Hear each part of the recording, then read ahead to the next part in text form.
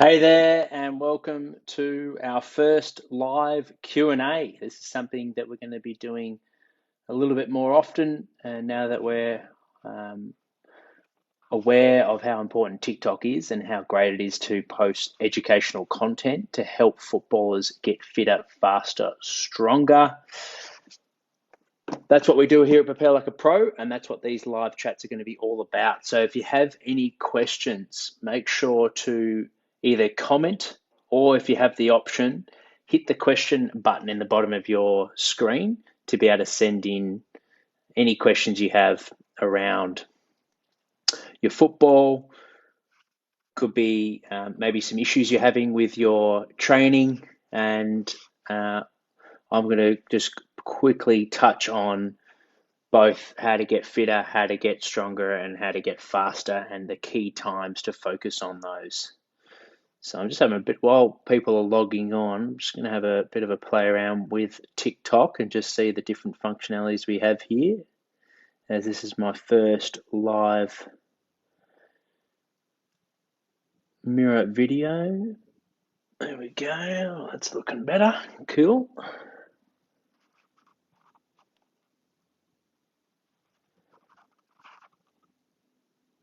If you're tuning in, feel free to hit us up with a question.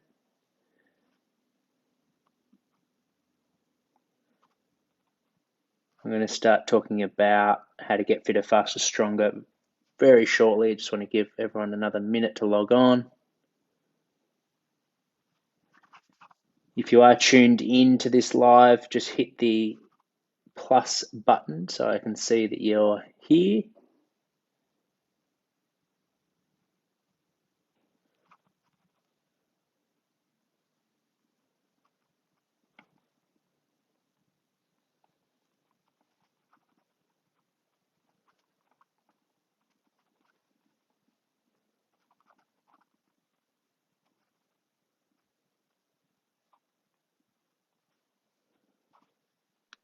And we've got a wish list.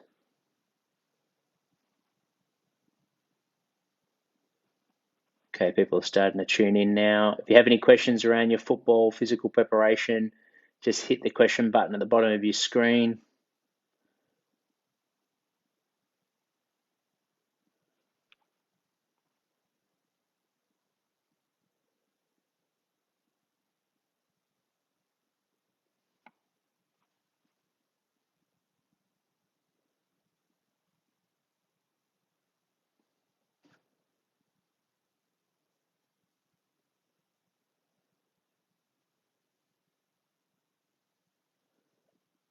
All right, where do you want us to start, guys? Do you want me to talk about getting fitter first, getting stronger, or getting faster? Comment below.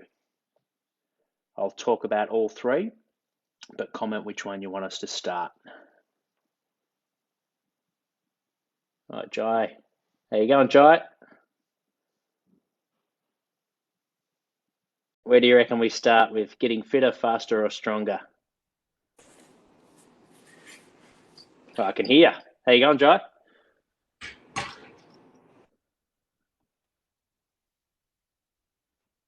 Well, we'll start with getting fitter. So a typical time to start with your fitness regime for footballers will be October, November, December, and January. By mid-January, no later than February, we're going to transition our conditioning focus to football specific. So I typically like to program a 2K time trial at the start of October.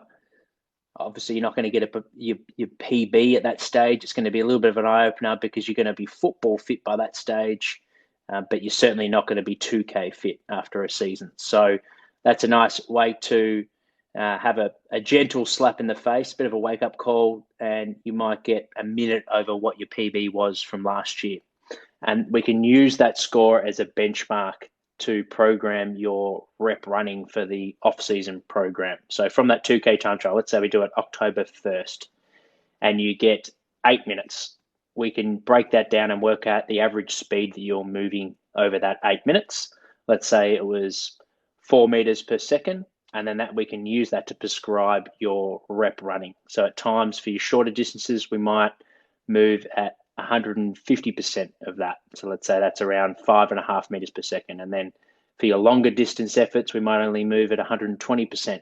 Let's say that's 4.5 meters per second. So it can give us really good targets on how far you should go or how fast you should go for certain distances. Okay, so that's your benchmark score.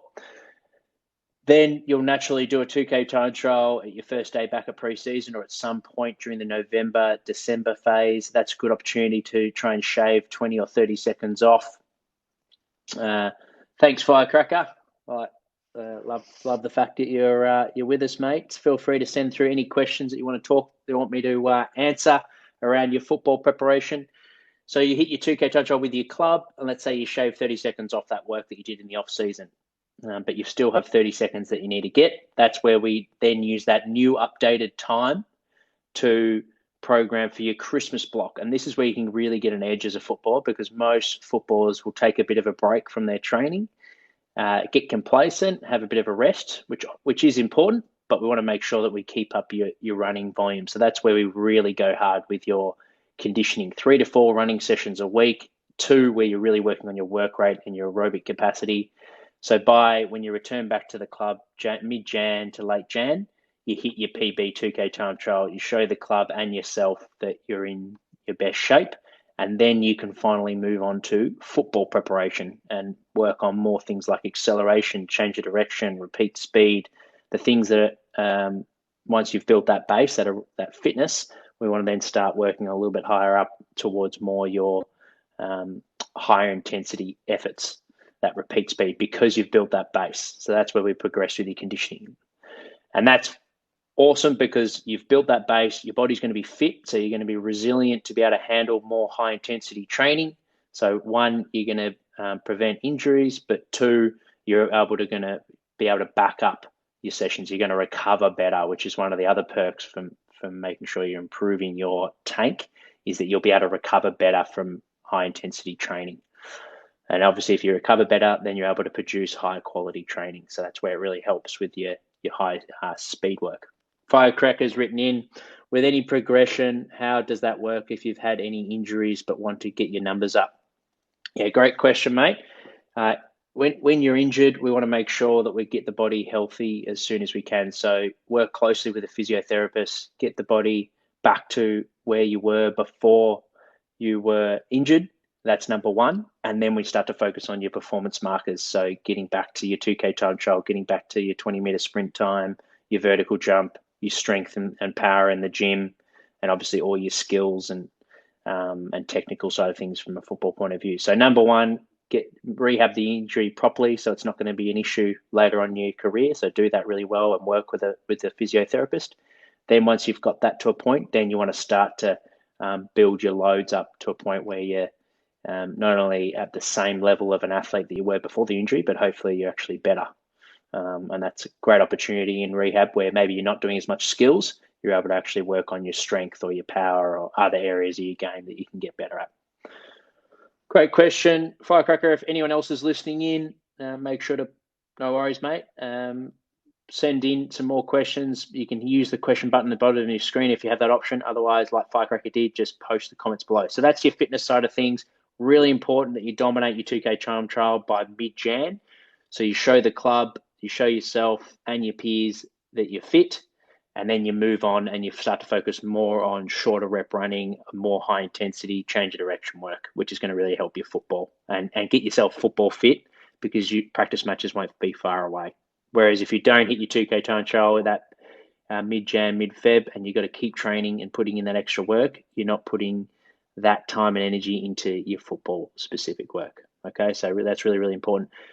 That's the fitness side of things. Going over to we've got stronger and faster. Let's go into the speed. Now, in the weight room, we want to be moving your moderate weights at least 1 meter per second. So if you're doing a trap bar jump, you should be able to hear the chink of the bar when you're making that noise. So it'll actually make a bit of it'll give you feedback by making a bit of a noise with the barbell and the weight. And that's a good indication that you're moving 1 meter per second. If you have access to IronPath or VBT, they're apps that you can use using the camera in your phone to measure the velocity of the barbell and how fast it's moving.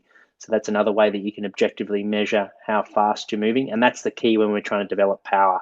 It's not about how heavy you're lifting, it's prioritizing how fast you're lifting that weight.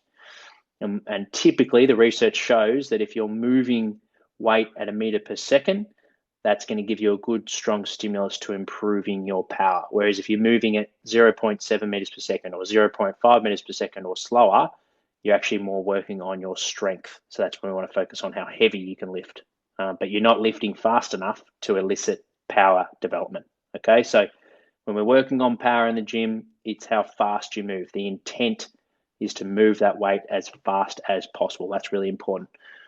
So we've got external load, like using barbell, like barbell bench throws on the Smith machine or barbell banded bench press. We can do the Torsionator, do rotational presses, and also things like using bands like wood chops or cable wood chops. So you focus on your rotational power. So there's some of the more trunk upper body focuses.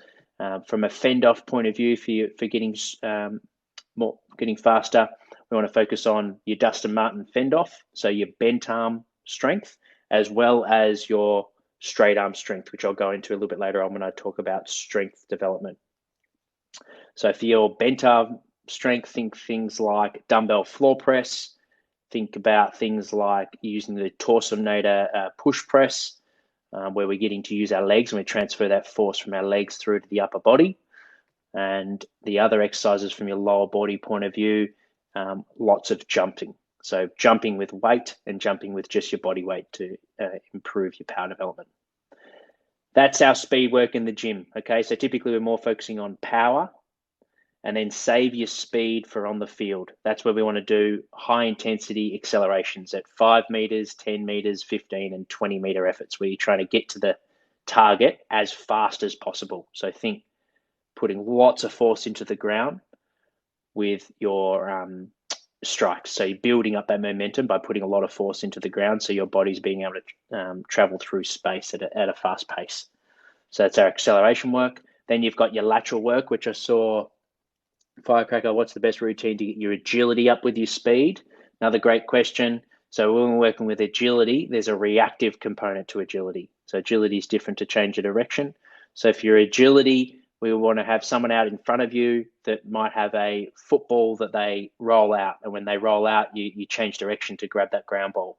Or they might point to a certain direction while you're doing a grid agility. Let's say you're running, you've got a 4x4 meter grid and they're pointing to the direction that you need to run at. So you're changing the speed and the direction that you're moving at depending on where they point in the grid.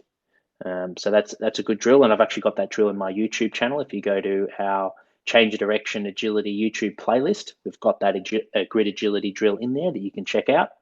That's a great one. So when we're working on your change of direction, we've got 3 different ways that we can do it. We've got your side shuffle, which is typically used in defensive patterns when you're trying to close space before you take it, before you're corralling and you're landing your tackle. We have your cutting, where you're moving at high speed and you change angles off one step. So that's really good when you have the football and you're doing offensive running and you're trying to evade a tackle. And then we have our change of direction, where you're moving at one pace and then you have to turn and do a shuttle and change the other direction. Maybe your team has the football and they have it on the skinny side, you're running along the fat side, but then there's a turnover and you're needing to get back because the forwards are getting in front of you. So maybe you're playing in a wing and you've got to change direction really quickly and go back. So there are 3 main patterns. And in our field agility work, we want to make sure we're working on your shuffling, we're working on your shuttling, so change of direction, and we're working on your cutting. All right, so they're the three. Awesome. Thanks for the rose, mate. I actually don't know what a rose does, to be honest. I'm new to this TikTok live, but appreciate it. Thanks for the love. So that's our agility. In terms of speed, it's all about velocity. So like I said, in the gym, when you're developing your power, it's about how fast you move those moderate weights in the gym. When we come to speed development, we want to make sure that we're sprinting above 90% of your max speed. Okay, in the off-season, pre-season, I typically like to do that twice a week. once where we're doing it over short distances, so we're more working on your acceleration speed, so the 10 and 20 meter efforts. And then I do flying sprints and at times sprinting efforts where you're trying to you've got more distance, so 50 to 60 meters, sometimes 40-meter efforts, and you're holding a high speed throughout that distance. So just like a sprinter would do for a 100-meter effort. Gifts convert into money when you get enough sent through. Oh, massive. Awesome. Thank you so much, mate. I had no idea. So that's huge. I think you sent me 32 roses. Thank you, Firecracker. So I've got 32 out of 100. So that makes sense. If I get 100, I get some money. That's pretty cool. I don't think Instagram does that. That's good that TikTok reward this sort of content. Okay, so moving on. So we've got our speed development. Most important, if you have a GPS, you can track how fast you're actually moving. Okay, so that's really important. If you don't have GPS, typically you'll hit your top speed. You need at least 50 meters to hit your max speed. Okay, and what you can do is you have a mate that you're training with, and they time your distance from 0, and they say ready, set, go, and they time how fast it takes you to get to 50 meters. All right, and then you can use that, like I said with the 2K time trial, you can use that to work out. If you go to the calculator, which I've got the calculator, can work out how many meters per second you're moving at the time that you got. So you can work that out. Just direct message me on TikTok or Instagram, and I'll send you your speed. And then you can work out, okay, you move at 9 meters per second. So that means when you sprint, you need to get these certain times to make sure that you get up to 8 meters per second. I'm just going to check your comments.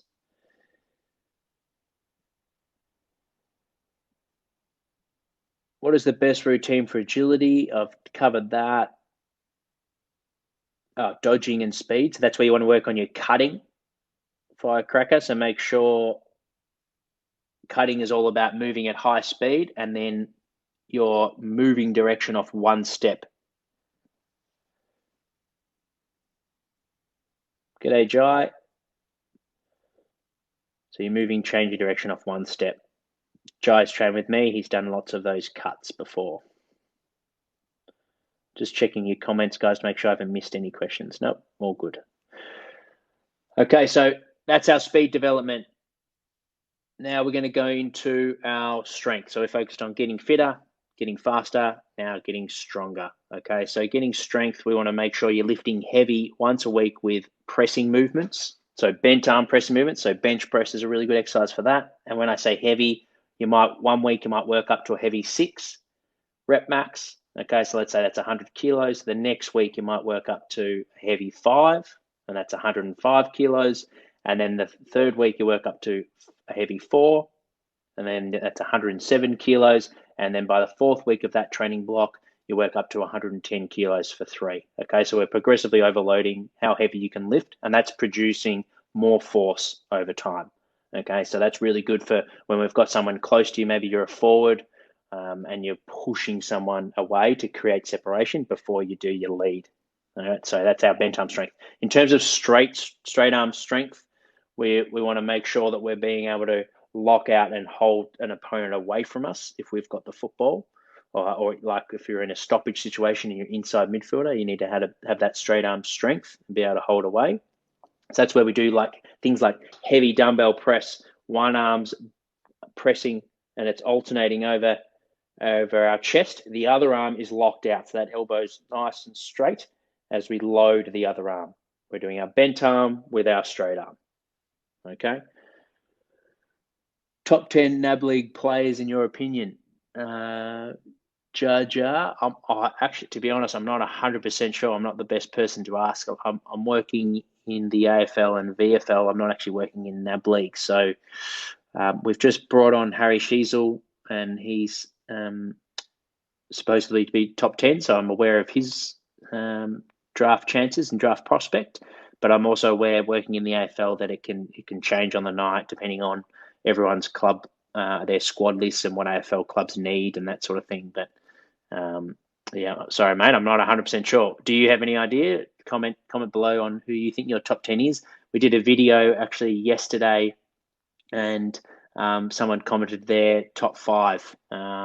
So maybe go to that. I'll tag you after this in that video. I'm interested to see what your top 10 is, and we can get people engaged in that. So that's our upper body strength development. You want to have bent arm work, and we want to make sure we get straight arm work for our upper body strength. In terms of lower body development, we want to make sure we're doing a knee-based movement where we're focusing on ideally in a standing up position, so putting as much force into the ground as we can. So think squats. I love back squats where you're working through range in the off season, and then box squats in season. All right, so that's where you squat to a box and stand up. Same goal: lift as heavy as you can, and make sure that you follow a program that's periodized, so you're not lifting the same reps every week, but it changes. So it might be week 1, 6 reps, then week 2, 5, 4, and so forth, 3. Then we've got deadlifting. So that's our hip hinge movement. So knee-based movements is more quads. Hip-based movements is more hamstrings and glutes. Both are really important for football. Your knee-based movements are going to help your ability to jump really high. So you think your vertical jump, where your deadlifting movements is going to help your ability to move out in front, so acceleration efforts. I'm still at 32 roses, guys, so let's try and see if he can get me to 100. I'm not sure how Cracker did it, but he somehow posted some roses. It'd be awesome if you guys can get me to 100. I'm interested to see what that converts into. So is it good to get umpiring gigs in this side along with regular matches? Does it help to get umpiring gigs? I'm assuming you're talking about for your fitness development. Yeah, it doesn't hurt. I think you'll find that if maybe you're bored with your running program, like the best way to get 2K fit is to follow a design program that's suited to 2K fitness. But umpire running could help your running patterns potentially, because there's lots of change of direction work. Oh, there we go. You're sending me more roses. I wonder how you do that. What some of the abilities can you show? So yeah, those change of direction type movement patterns can be really helpful, as well as repeat high intensity efforts, because there's some high speed efforts in umpiring. So if you're bored of your running program and you want to work on more game style type of running, change of direction, that sort of thing, that's where maybe umpiring could help you. However, I think if you focus on your focus is 2K time trial in the off season, and that's what you want to try and improve, then I would stick with a running program tailored to that goal. Hopefully that helps. Strength, we covered bench press, we covered straight arm strength, so things like a dumbbell alternating press. We also want pulling strength for upper body, so think bench pulls, which I posted a video. Oh, okay. I didn't realize that cost you money. So I pay for gift on here using my money, which converts into gifts. Oh, right. Oh, don't worry about sending roses there, mate. I didn't realize you were spending money doing that. You've sent 90. So I didn't realize that was costing you. Oh, you got me to the 100. I'd be interested to see what that converts into. You're a legend. Thanks, Firecracker. So yeah, prone rows, really, really important. I posted an exercise technique on my YouTube channel today about bench pulls. So that's really important. Grip strength is really important for footballers, for those finger gripping tackles where someone's trying, you just grab onto them and you need to pull them in towards you to lay the tackle. So we need strong grip strength, and that's why heavy pulling exercises are really important. It also builds body armor around your organs, so your internal organs, which obviously we want to keep safe from all those bumps and tackles when you're getting hit. So we want muscle mass around that midsection, which heavy pulling can help with. So that's really, really important. Then we've got our leg strength, which I talk about, trap bar deadlifts, and also rack pulls and box squats. These are great exercises. And then we've got our single leg strength, so Bulgarian split squats, step ups, and lateral squats. They're really, really important for developing single leg strength, because kicking is single leg exercise. A lot of jumping that you do would be single leg exercise. Our change of direction, usually we are loading one leg and then re-accelerating. So we need to be able to absorb that force, and that's where strength helps. Thank you, guys. That's it for this week's live show. The power tips that I'll provide, I'm going to do this once a week. It will be irregular depending on my working schedule, coaching schedule, and when I'm working at Melbourne, because their schedule changes. See you, Jai. Hopefully we'll catch up soon, mate. No doubt you're in ripping form. And thanks to everyone that tuned in. I will see you guys on the next one. I'm going to put a strong focus on TikTok for the next 30 days. It's something that I've neglected. We do a lot on Instagram, we do a lot on YouTube, but I didn't understand TikTok early days, to be honest. I've now been doing a bit of research on it, and it has some really cool things that you can do, including if you post me a question. So if you comment in any of my videos a question, I'll respond with a video opposed to a. I reckon, Jai, my next one, I'm not 100% sure. I think I'll do it next Friday because Melbourne plays Thursday night and Casey plays on Saturday. So I'll probably do it next Friday, to be honest. But I'll post it on my TikTok handle so you can see the time. Thanks for the questions, guys. Have a great weekend. I'll speak to you guys in the next one.